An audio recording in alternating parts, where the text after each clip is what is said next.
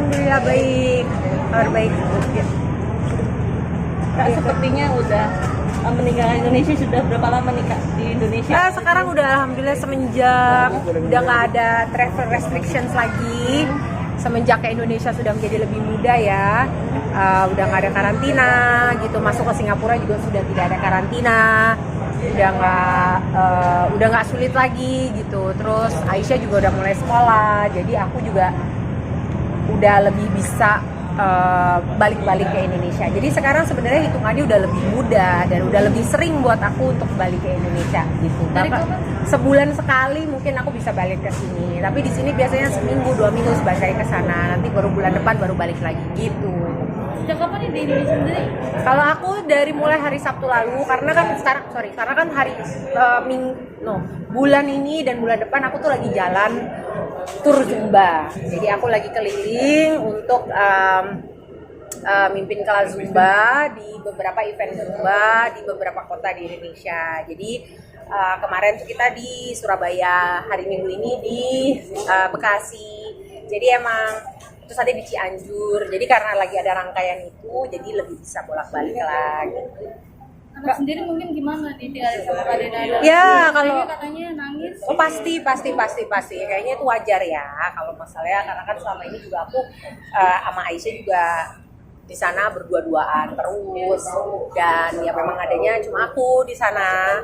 Jadi maksudnya orang tuanya dia cuma aku di sana gitu. Jadinya of course tentunya dia pasti nangis kalau aku tinggal gitu. Dan kemarin biasanya itu sampai benar-benar aku mau jalan, biasanya aku memilih pada saat dia masih sekolah, pada saat dia lagi sekolah aku memilih hari di saat dia sekolah. Jadi istilahnya itu dia terdistract gitu, nggak terlalu fokus banget menyadari bahwa aku tuh mau pergi ke Indonesia gitu. Tapi kali ini kebetulan dia lagi libur sekolah, jadi kemarin pas aku pulang dia dalam keadaan di rumah dan dia yang dada-dada sama aku. Biasanya aku yang nganterin dia dulu sekolah, jadi dia masuk sekolah dia kan terdistract tuh sama teman-teman sekolah segala macam. Paling enggak sekian jam tuh dia nggak terlalu aware bahwa aku tuh ada di pulang ke Indonesia. Kemarin nggak bisa, jadinya dia ya gitu nangis apa segala macam begitu. Tapi ya kasih pengertian karena kan memang bukan pilihan ya buat aku untuk terus ada di Singapura tanpa bekerja, itu juga bukan pilihan. Dan aku sebenarnya di satu sisi pasti ada rasa sedih karena aku nggak kepingin dia itu. Jadi gini, aku berusaha untuk memberikan penjelasan kepada dia, penjelasan bahwa ibu sebagai orang dewasa, sebagai orang tua harus bekerja, harus mencari nafkah. Itu adalah tanggung jawab dan tugasnya orang tua gitu.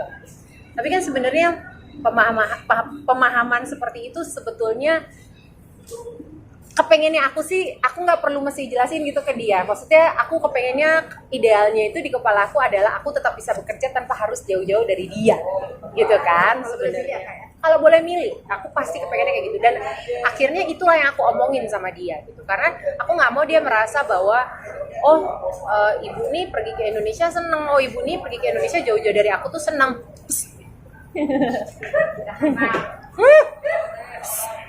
Sudah gitu. Nah, dan itu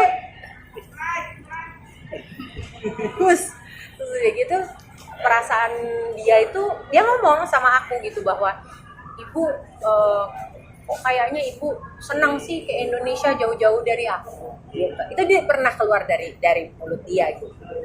Karena kenapa ya dia pernah merasa seperti itu? Mungkin karena setiap kali aku mau ke Indonesia, aku berusaha untuk membuat itu seringan mungkin di depan dia.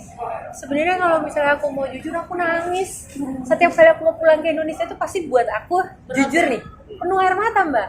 Tiap malam kalau udah H-7 nih, mau pulang ke Indonesia nih, lagi nyari tiket apa segala macam, itu pasti tiap malam aku nangis. Dan aku berusaha untuk penuh tiap malam tuh sayang dia, deket-deket dia, bubunya tuh bener-bener kayak pelukan sama dia, bener-bener lus-lus dia, doain dia setiap malam gitu, setiap pagi. Aku pokoknya tidak mau ini ya, spend time sama dia waktu sebanyak mungkin, karena aku tahu nih aku bakal di Indonesia 1 minggu, 2 minggu gitu. Dan mungkin karena dia merasa aku sesantai itu gitu, maksudnya di hari-hari biasa kan aku nggak mau terus membrot up dong, nggak mau terus kayak aku mau pulang ya ke Indonesia ya, aku sedih deh, karena aku nggak mau memberikan atmosfer itu ke dia kan. Aku kepengennya dia nggak usah mikir terlalu berat apa-apa gitu. Jadi karena dia merasa aku tuh hari-harinya tetap berusaha bercanda sama dia, tetap berusaha untuk ngomong dengan normal sama dia, akhirnya dia jadi merasa mungkin, oh kayaknya ibu seneng-seneng aja gitu ke Indonesia. Akhirnya kemarin ini Pak yang aku pulang sekarang, aku ngomong sama dia, kamu percaya ya, aku bilang, tidak ada tempat di dunia ini yang aku kepengen, yang paling menyenangkan buatku daripada di samping kamu, aku bilang. Kalau aku boleh memilih, aku bilang, aku kepengennya aku tetap bisa ada di sini, di sebelah kamu 24 jam, tapi aku juga bisa tetap memprovide dalam arti kata ya aku tetap bisa dapat nafkah, aku bisa tetap melakukan tugasku sebagai seorang orang tua, tetap bisa cari nafas, tetap bisa bekerja gitu. Tapi kan nggak begitu gitu ininya tidak seperti itu berjalannya gitu. Tapi dia ngomongnya, ibu ini dong cari dong di sini pekerjaan aja di sini. Jadi ibu nggak usah pulang-pulang di Indonesia. Ya dia belum aware, dia belum mengerti bahwa tidak seperti itu berjalannya, tidak seperti itu sistemnya gitu. Berarti apa nggak ada rencana untuk ke Jakarta aja gitu, baik Jakarta lagi tinggal di Jakarta, ngajak Ana, Aisyah? Mas saat ini kan Aisyah sudah sekolah ya di sana gitu, jadi dia pun lagi baru mengawali proses di mana dia mulai sesuatu hal yang baru, yang sangat amat baru buat dia. Ya selama 3 tahun kita di sana, 3 tahun pertama kita itu di sana, kita betul-betul di dalam menjalani satu hal yang daily rutinitas sehari-hari yang itu saja. Gitu, dia tidak bisa bersosialisasi, nggak bisa bersekolah, dia hanya pergi ke rumah sakit. Jadi hidup kita waktu itu hanya rumah sakit, rumah sekali-sekali ke supermarket gitu, tapi that's it. Nggak ke mall, nggak kemana. Dan sekarang tiba-tiba dia bisa bersosialisasi, bisa berteman, ke sekolah, bisa main di luar, di udara luar ya, Masya Allah, tabarakallah, alhamdulillah. Itu ada suatu hal yang kita syukuri banget. Tapi kan ini juga proses gitu, proses belajar buat dia dan buat aku, dan bukan hanya proses belajar secara fisik ya, secara fisik di mana dia menyesuaikan lagi. Dari dulunya dia tidak terpapar dengan apa-apa, tiba-tiba sekarang dia berinteraksi dengan alam luar, bisa bermain dengan anak-anak lain, mungkin lepas masker di area publik gitu kan. Kalau dulu kan nggak bisa gitu. Jadi bukan hanya secara fisik tapi secara mental dia juga tiba-tiba sekarang ini harus belajar untuk berinteraksi dengan anak lain, berinteraksi dengan sekolah, beradaptasi dengan yang namanya sistem bersekolah. Dan itu juga belajar proses buat aku gitu. Aku untuk mengetahui bahwa belajar bahwa menerima kenyataan bahwa oke, ini sekarang anak gue nggak bisa gue kekepin terus nih gitu. Sekarang ini anak gue sudah harus keluar, harus belajar. Itu juga nggak mudah buat aku.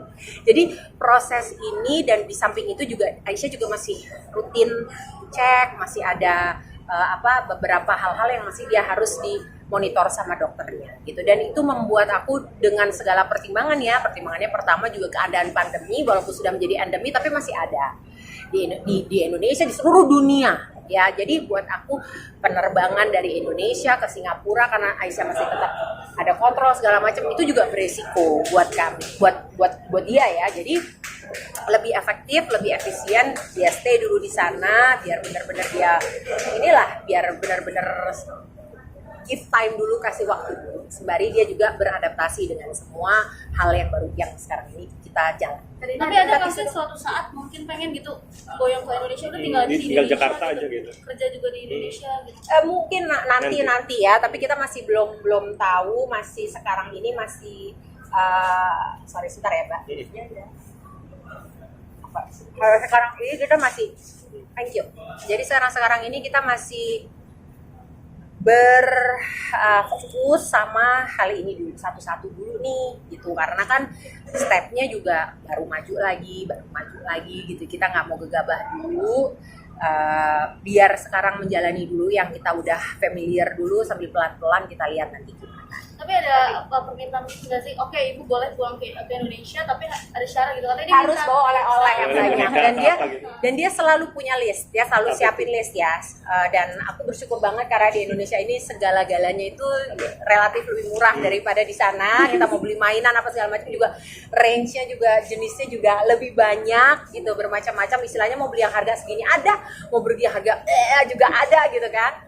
Jadi buat aku itu lebih mudah. Jadi dia kadang-kadang simple, nggak aneh-aneh. Kadang-kadang hal-hal kecil, kadang-kadang cuma squishy gitu-gitu ya misalnya, atau makanan. Biasanya makanan. Kalau yang sekarang ini dia berubah. Jadi setiap waktunya tuh tergantung dia di umur berapa dan kesukaannya lagi apa. Kalau sekarang yang dia pengen aku bawa dari Indonesia itu adalah tempe. Tempe sebenarnya di Singapura ada. Kenapa? Ada. Tapi memang dia dulu pada saat kemoterapi memang dianjurkan untuk tidak makan tempe dulu. Jadi dia sempat sekian lama tuh nggak makan tempe dulu. Dan akhirnya sekarang dia udah berasa boleh makan apa aja, dokternya bilang boleh makan apa aja, dan dia dulu aku tuh bohong sama dia karena dia suka banget tempe, dan pada saat dia kemo dulu dianjurkan tidak boleh makan tempe dulu. Jadi aku alasannya sama dia dulu itu setiap kali ditanya, ibu Aisyah kepengen tempe, aku selalu bilangnya di sini nggak ada gitu. Aku bohong sama dia. Jadi sekarang begitu gilirannya udah boleh, karena kan lebih mudah daripada aku mesti menceritakan sama dia apa segala macam gitu. Aku bilang di sini nggak ada tempe, sekarang kalau tempe tuh mesti fresh apa gitu lah aku ngomongnya. Jadi sekarang dia tahu aku udah bisa pulang ke Indonesia, dia pun sudah boleh makan apapun. Kemarin yang menjadi pesannya dia itu adalah, ibu please bawain aku tempe dari Indonesia gitu. Itu nanti dimasak apa, mendoan kan, dibikin apa?